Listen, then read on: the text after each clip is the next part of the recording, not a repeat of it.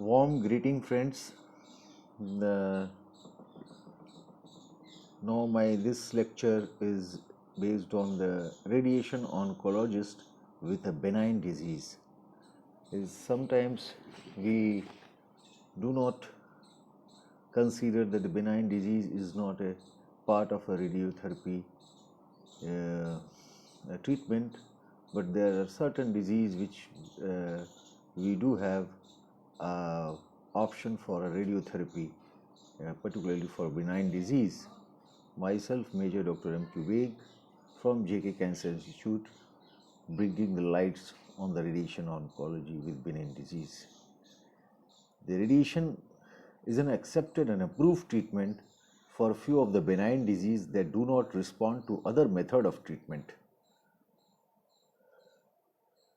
And then for that, for understanding, you might go through the radiotherapy for benign disease, author Stanley E. Order by Springer publication, this book. And another book regarding the radiotherapy of benign disease is again Springer for medical radiology and radiation oncology. So regarding the introduction, the radiotherapy for benign disease is still a feasible therapeutic strategy which may allow to treat the several invalidating conditions, especially after the medical therapies have failed or avoiding the potentially invalidating major surgical procedures. And careful evaluation in selecting the indication is very essential, and all the choices should be thoroughly discussed with the patient and their attendants before starting the radiotherapy in benign disease, as well as it also includes the malignant disease.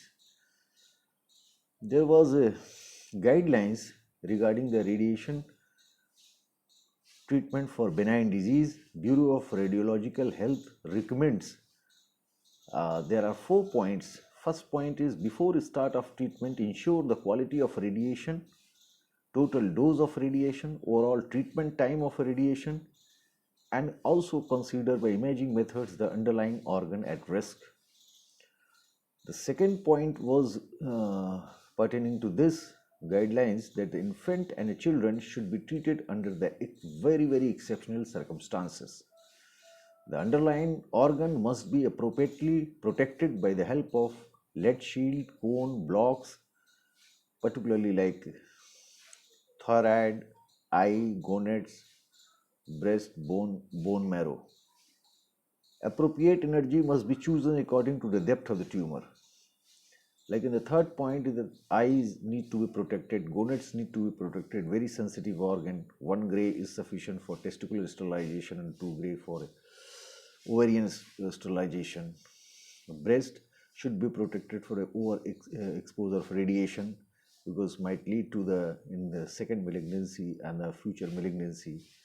And the bone marrow is very sensitive, so it should be protected.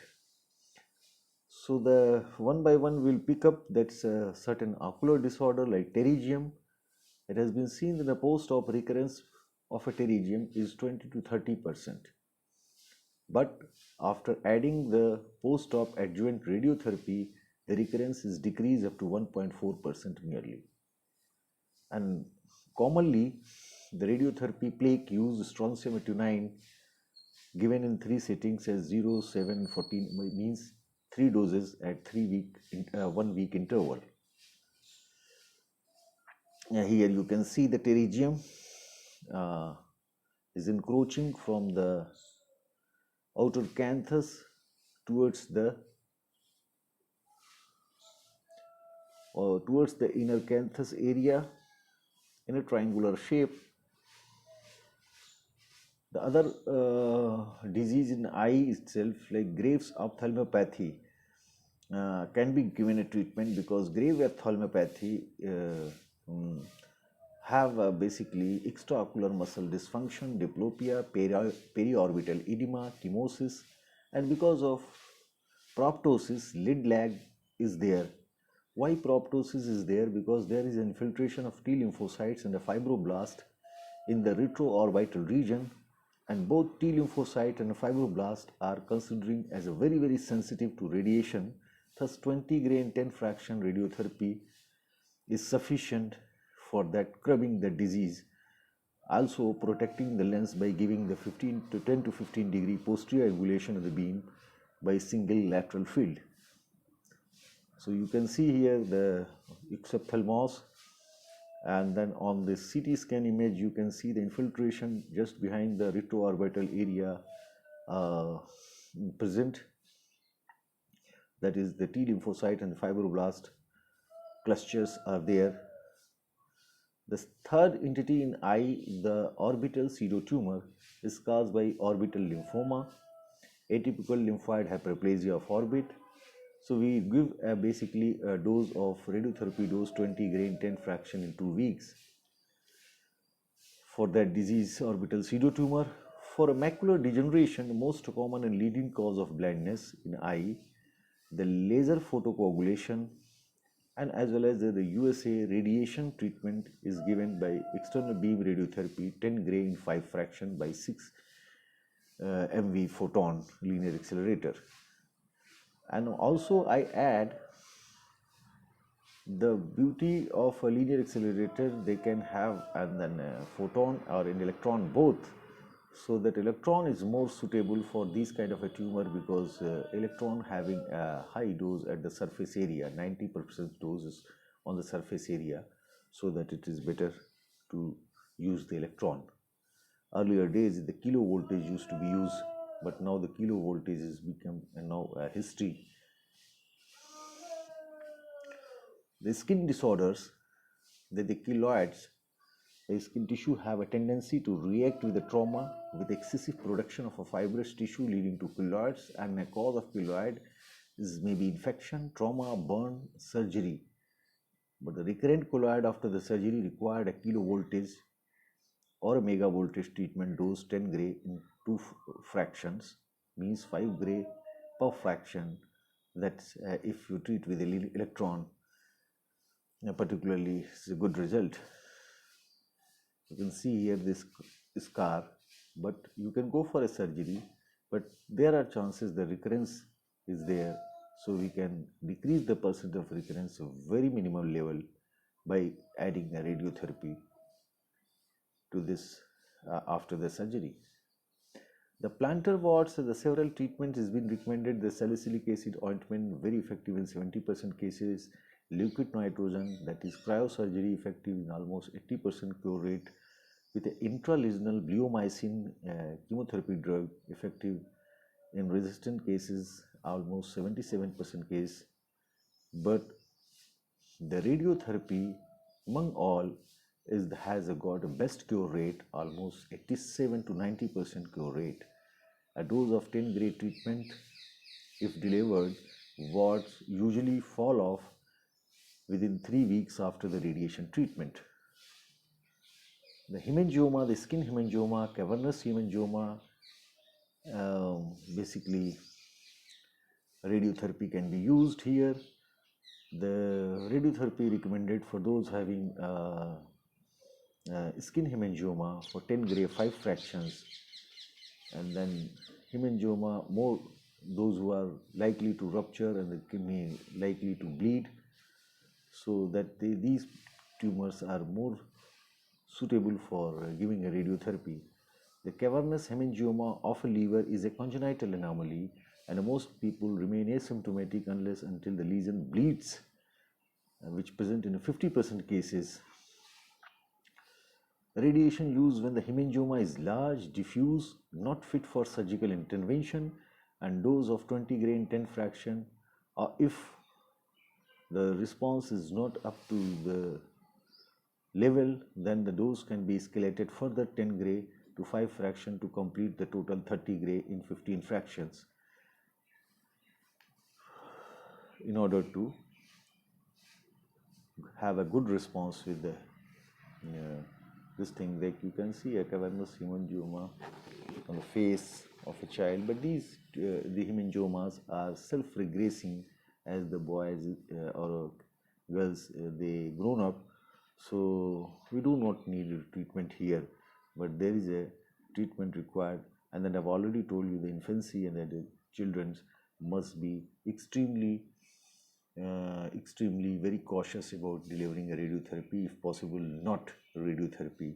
And wait and watch policy would be the most suitable option here. The arteriovenous malformation of a brain, it fall under the late responding tissue. Brain is a late responding tissue. Why? Because they have a low alpha beta ratio, means the beta is high, alpha is low, so that the hypofractionation is most suitable here. Large dose of a single fraction by radiosurgery or cyberknife, brain arteriovenous malformation having a response rate 70 to 90%. As well as the trigeminal neuralgia, radiotherapy at the point of a nerve root injury, 70 gray dose do have a good response, around 90% complete pain relief in trigeminal neuralgia. So you can see here the picture of arteriovenous malformation in which the all around the cheeks, the blood is there around the a cavity area, irregular cavity, and then you can go for a good stereotactic radiotherapy, SARS-SART for this kind of tumor. The desmoid tumor is also known as a very aggressive fibromatosis disease and a low-grade locally invasive non-metastatic tumor. The surgery is a mainstay of treatment till date, but the recurrence is very high because you don't get a very clear-cut margin. You don't know where the tumor tissue is infiltrated, and the recurrence rate is almost ranging from 10 to 100% cases. So if you take an average around 50% cases, the recurrence rate is there. The recurrence after the surgery require a resurgical excision along with the adjuvant RT 50 grade 25 fraction with a good margin, means a good volume of margin that is almost recommended is 5 centimeter margin around the primary scar area of surgery. You can see here in the pelvic area, the upper image showing the pelvic bone, and that is the anterior abdominal wall having this desmoid tumor post-op recurrence, and here that another area you can see here the intra-abdominal desmoid tumor coming out from the abdominal wall and goes inside the high volume there inside the abdomen. The Peyronie's disease of a penis is an inflammatory lesion of corpora cavernosa of a penis lead to the hard plaque nodular lesion and of fibrous bands which causes the pain and tenderness. The commonest site is the dorsum of the penis. So these disease can also be treated with the radiation with 25 gray in 10 fraction at the rate of 2.5 gray per fraction, with a response and a pain relief occurs almost in 75 to 80% cases. You can see the image of this Peyronie's disease. It's a very ambitious project is going on regarding the prevention of restenosis after the percutaneous transcoronary angioplasty. Since balloon dilatation is done in PTCA cause injury to smooth muscle of coronary vessels leading to restenosis of coronary vessels at the upper and lower edge of angioplasty sites. So after the balloon angioplasty, you go for a clopidogrel, trapadil, and these are the drugs which is antiplatelet drugs, platelet-derived growth factor inhibitors, so that the clots is not there and then coagulation can be prevented. But it has been seen that after the angioplasty, percentage of restenosis is as high as 30%. But by adding the post-angioplasty endovascular brachytherapy, it is similar like a catheter is passed from the radial artery, goes up to the stenosed artery, and then a strontium 89, which is a pure beta emitter, is passed through the catheter by the hydraulic delivery system and give a radiation, decrease and resolve the restenosis in up to 8% cases. The results are not very encouraging, but the research are going on. If that gets a good amount of a success, then that means the radiation oncologist putting the foot there in the other branch of as a cardiologist. The ameloblastoma of a jaw after the post-surgical curettage recurrence rate is very common. Adjuvant radiotherapy 50 gray 25 fraction can decrease the recurrence in 90% cases. As well as in the aneurysmal bony cyst, recurrence rate after the curettage is as high as 30 to 60% cases. By adding the RT, recurrence can be decreased in 80% cases. Dose of RT as the 20 grain for 10 fractions. So you see here the series, the surgeons is also surgeon and as well as radiation oncologist, a joint hand together can do a better outcome for a benign disease treatment. So ameloblastoma, you can see here the tumor on the jaw, a swelling area, and that also you see in the first image the fractured aneurysmal bony cyst as well as in the lower end of a tibia, and the second image you see here the upper end of the femur of the right femur having the aneurysmal bony cyst. The vertebral hemangioma also being sometimes avoided by surgery, and when we can go for a 30 gray 15 fraction for vertebral hemangioma for good response. The patient, those who are on the for prostate cancer on the calutamide or bicalutamide or flutamide treatment, they do develop the gynecomastia, and these are painful gynecomastia, can be treated with the radiotherapy, and as well as after the orchidectomy in 8% cases, patient also develop gynecomastia. The 1500 centigrade in 3 fraction means 500 centigrade in 3 fractions can take care of these gynecomastia, so the pain reliefs and the swelling reliefs. Ovarian ablation by the help of radiotherapy is now the history because the advent of several hormone treatment, advanced treatment, but in earlier days 20 grain 10 fraction used to be given in the as an ovarian ablation dose, particularly in breast carcinoma, to avoid the hormone induced breast cancer progress. Also, in the rheumatoid arthritis, we do use methotrexate, azathioprine, cyclophosphamide injections, but in the considering the rheumatoid arthritis is a systemic disease, we usually go and give whole body radiation. In the one part by mental feed 20 grain 10 fractions, and lower part we give 20 grain 30 fractions by inverted Y field technique. So that we usually go for a hemi-body radiation or total body radiation. With a response, the 60% patients do have a complete pain relief response, 50% cases decrease the joint swelling, and 72% cases morning stiffness of the joint can be relieved.